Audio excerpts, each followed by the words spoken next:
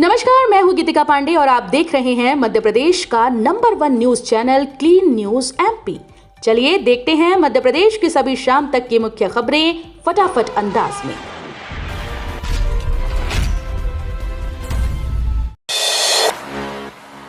आज से शुरू होगा मां नर्मदा प्रकटोत्सव। बोध से जलमंच पहुंचे अधिकारी। मध्य प्रदेश की जीवन रेखा कही जाने वाली मां नर्मदा के प्रकटोत्सव को लेकर इस बार भी श्रद्धालुओं में विशेष उत्साह देखने को मिला है। आज से शुरू हो रहे मां नर्मदा प्रकटोत्सव से पहले प्रशासन ने तैयारियों को अंतिम रूप देना शुरू कर दिया। घाटों से लेकर जलमंच तक व्यवस्थाओं की बारीकी से समीक्षा की जा रही है ताकि श्रद्धालुओं को किसी प्रकार की असुविधा न हो। गणतंत्र दिवस पर 25 से 27 जनवरी तक आम लोगों के लिए खुलेगा भोपाल का लोक भवन। गणतंत्र दिवस के उत्सव को और यादगार बनाने के लिए मध्य प्रदेश के राज्यपाल मंगूभाई पटेल के निर्देश पर लोक भवन को आम नागरिकों के लिए 3 दिनों तक खोला जा रहा है। 25 जनवरी से 27 जनवरी तक भोपाल स्थित ये ऐतिहासिक भवन अपनी भव्यता, प्राकृतिक सौंदर्य और विशेष सजावट के साथ जनता के लिए खुला रहेगा। इन 3 दिनों के दौरान आम नागरिक लोक भवन की ऐतिहासिक विरासत, स्थापत्य सौंदर्य, प्राकृतिक वातावरण और विशेष सजावट को निकट से देख पाएंगी। भोपाल में खुला 5 स्टार जैसी सुविधा वाला ओल्ड एज होम। आज सीएम करेंगे भव्य लोकार्पण। भोपाल में वरिष्ठ नागरिकों के लिए एक नई और गरिमामय शुरुआत होने जा रही है। शहर में 5 स्टार होटल जैसी सुविधाओं से युक्त सांधी छाया ओल्ड एज होम पूरी तरह से बनकर तैयार हो चुका है, जिसका लोकार्पण आज मुख्यमंत्री डॉक्टर मोहन यादव करेंगे। ये वृद्धाश्रम न केवल रहने की जगह है, बल्कि बुजुर्गों को सम्मान, सोच, सुरक्षा और आत्मनिर्भर जीवन देने की एक सोच का प्रतीक है। यूपीआई से पेमेंट कर ऑटोमेटिक टिकट वेंडिंग मशीन से मिल सकेगा जनरल का टिकट। रेलवे स्टेशन पर ऑटोमेटिक टिकट वेंडिंग मशीन से जनरल टिकट प्राप्त करने के लिए अब स्मार्ट कार्ड की जरूरत नहीं है। यात्री एटीवीएम में आवश्यक जानकारी दर्ज कर यूपीआई से भुगतान कर जनरल टिकट प्राप्त कर सकते हैं। जनरल टिकट की प्रक्रिया को सरल बनाने के लिए एटीवीएम में तकनीकी परिवर्तन कर उसके यात्रियों के लिए सुविधाजनक बनाया गया है।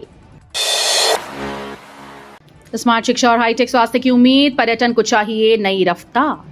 मध्य प्रदेश के आगामी बजट को लेकर शिक्षा, स्वास्थ्य और पर्यटन जगत के विशेषज्ञों ने अपनी उम्मीदें सामने रखी।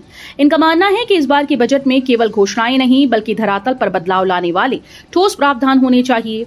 विशेषज्ञों ने यह साफ किया कि अब वक्त केवल घोषणा का नहीं, बल्कि उनमें आधुनिक तकनीक और पर्याप्त स्टाफ की व्यवस्था पर है। आज से फिर गिरेगा रात का तापमान। ग्वालियर चंबल क्षेत्र में बारिश। अलग अलग स्थानों पर सक्रिय मौसम प्रणालियों के असर से हवाओं के साथ नमी आने का सिलसिला शुरू हो गया है। बादल छाने के कारण पूरे प्रदेश में न्यूनतम तापमान में बढ़ोतरी होने लगी है। इससे कड़ाके की ठंड से फिलहाल राहत मिल गई है। एसआईआर के दूसरे चरण में 1.14 लाख दावा आपत्ति आए। 66,000 नए वोटर्स ने जमा किए फॉर्म 6।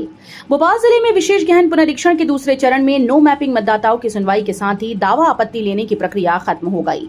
अब तक 1,14,655 दावा आपत्ति प्राप्त हुए, जिनमें से 66,000 नए मतदाताओं ने फॉर्म 6 जमा किए।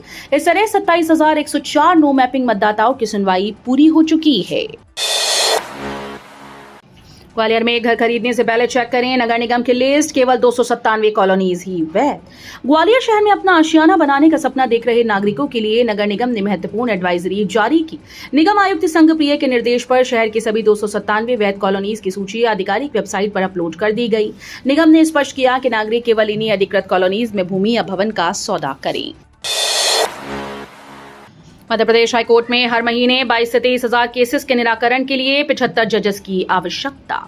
देश की न्यायपालिका में कुल लंबित मुकदमों की संख्या 5 करोड़ के पार हो गई है। इनमें से 90,000 सुप्रीम कोर्ट में और लगभग 4 करोड़ 80 लाख प्रकरण अधीनस्थ अदालतों में लंबित हैं, जबकि 63 लाख से अधिक मामले सभी हाईकोर्ट में लंबित हैं। इनमें से अकेले 4,80,592 मामले मध्य प्रदेश हाईकोर्ट में विचाराधीन हैं। सोने और चांदी के भाव में उतार चढ़ाव से ज्वेलरी बुकिंग और डिलीवरी को लेकर बन सकती है विवाद की स्थिति। ग्वालियर शहर के ऐतिहासिक सराफा बाजार और मुरार के जेवरात शोरूम्स में इन दिनों सोने और चांदी के भाव में आए अप्रत्याशित उतार चढ़ाव ने गफलत की स्थिति पैदा कर दी। पिछले एक सप्ताह के भीतर सोने चांदी के दामों में जिस तरह की अस्थिरता देखी गई, उससे न केवल आम ग्राहकों के माथे पर चिंता की लकीरें खींचती हैं, बल्कि सराफा कारोबारियों और बुकिंग कराने वाले ग्राहकों के बीच विवाद की स्थिति बना दी है। तो ये थी शाम तक की मुख्य खबरें। रोजाना ऐसे ही मध्य प्रदेश से अपडेट रहने के लिए क्लीन न्यूज एमपी को अभी सब्सक्राइब करें और वीडियो को लाइक करना बिल्कुल न भूलें। धन्यवाद।